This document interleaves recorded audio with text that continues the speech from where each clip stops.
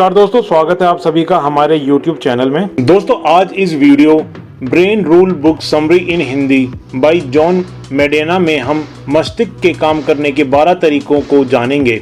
इन्हें जॉन मेडेना ने अपनी बुक में ब्रेन रूल्स का नाम दिया है, जिन्हें फॉलो करके हम अपने पढ़ने की, सीखने की और काम करने की पावर को 10 गुना तक बढ़ा सकते हैं। चाहे आप एक स्टूडेंट हो या जॉब वर्किंग हो या इवन टीचर, ये 12 तरीके आपकी परफॉर्मेंस को नेक्स्ट लेवल पर ले जाएंगे और डेली लाइफ में आपके लिए चीज़ें आसान हो जाएंगी। तो चलिए शुरू करते हैं।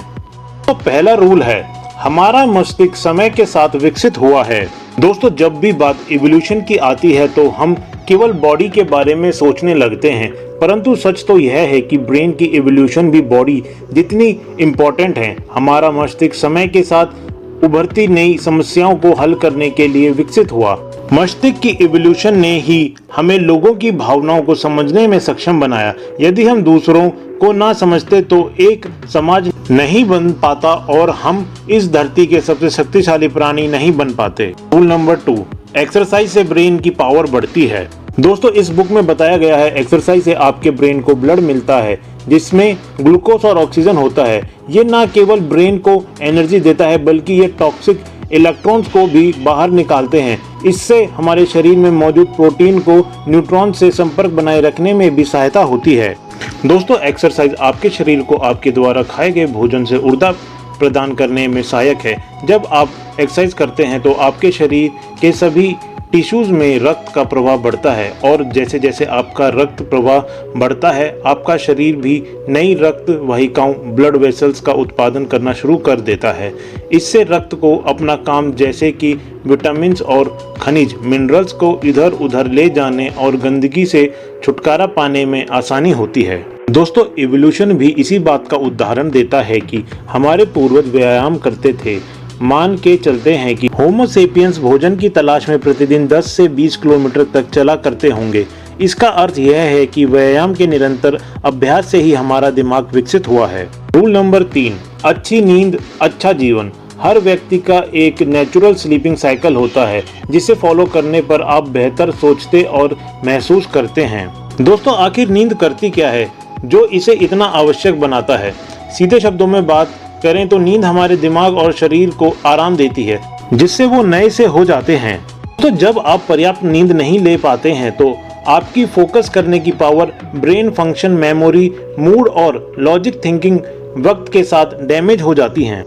दोस्तों ऑथर का कहना है कि असल में हमारा ब्रेन सोने के दौरान भी रेस्ट नहीं कर रहा होता।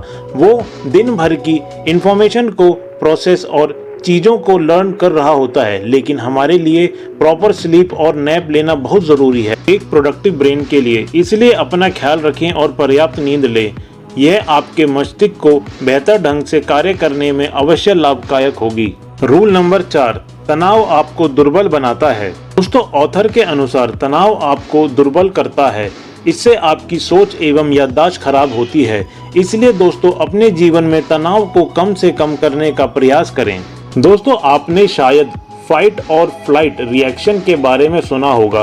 किसी भी तनावपूर्ण स्थिति में हम इस रिएक्शन का अनुभव करते हैं। आमतौर पर यह रिएक्शन हमें खतरे से दूर रहने में मदद करती है। दरअसल तनाव हमें अपनी रक्षा करने के लिए प्रेरित करता है। यह पुराने समय में हमारे जीवन को बचाने में काफी सहायक था, लेकिन अधिक तनाव हानिकारक है।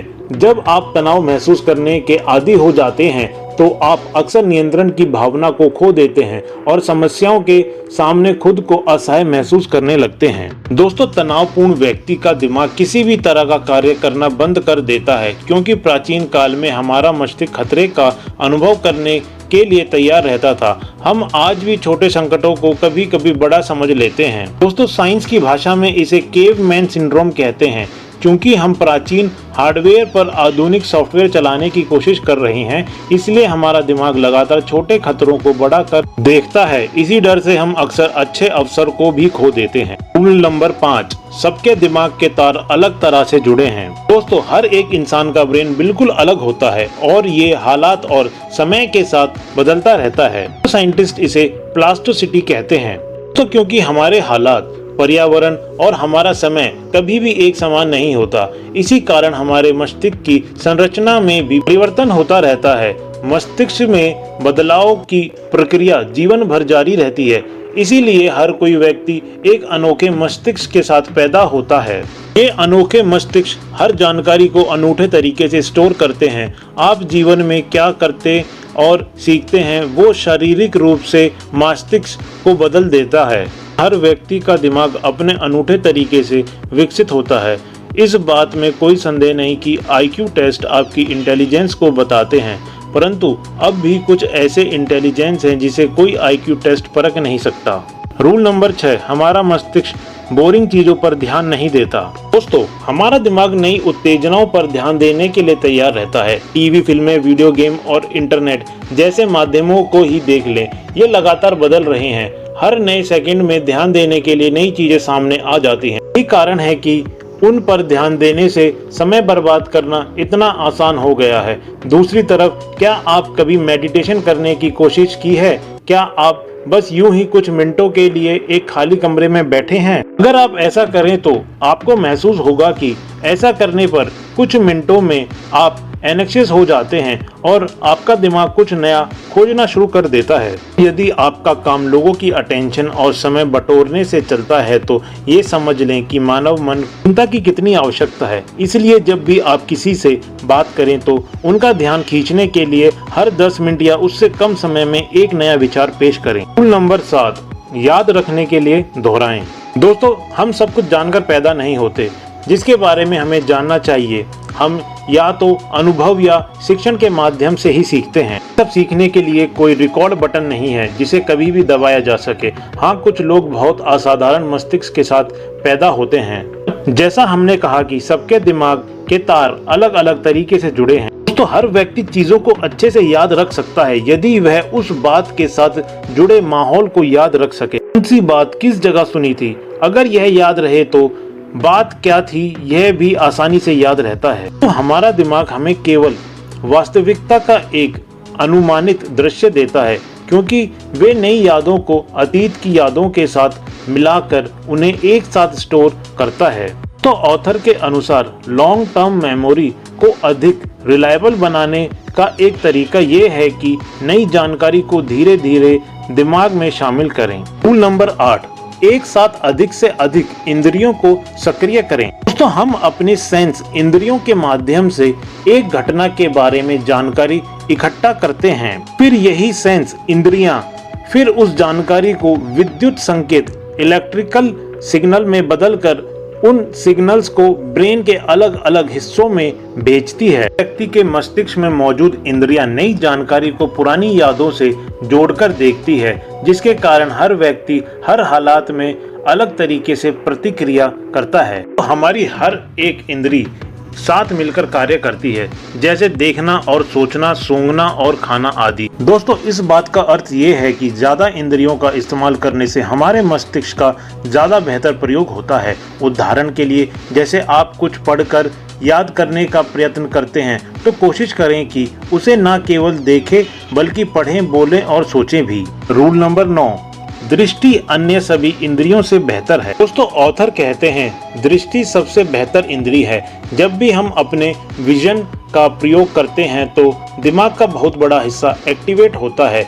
विजुअल एनालिसिस हम कई चरणों में करते हैं। रेटिना फोटोन्स को इकट्ठा कर एक जानकारी से भरी फिल्म बनाता है। विजुअल कोर्टेक्स में ये जानकारी गति अथवा रंग के अनुसार रिकॉर्ड होती है। अंत में हम उस जानकारी को पुनः संयोजित करते हैं ताकि वो हमें दिखाई दे सके। तो ये भी सच है कि हम जो भी देखते हैं जरूरी नहीं वो सही हो। कभी कभी हमारा दिमाग हमें कुछ सामने हो रही चीजें नहीं दिखाता और कभी कभी जो ना हो रही वो भी दिखाता है, पर ऐसा बहुत असाधारण अवसरों पर होता है। ज़्यादातर जो चीज़ें हमें नज़र आती हैं वो हमें बहुत अच्छे से याद रहती हैं। इसलिए अगर आप भी अपने मस्तिष्क की याद रखने की शक्ति बढ़ाना चाहते हैं तो चीज़ों को सिर्फ सुनना नहीं, देखना भी शुरू करें। नंबर 10, अपनी कॉग्निटिव स्किल्स बढ़ाने के लिए अध्ययन करें और सुनें। तो औपचारिक संगीत, फॉर्मल म्यूजिक में परीक्षण से कई कॉग्निटिव डोमेन के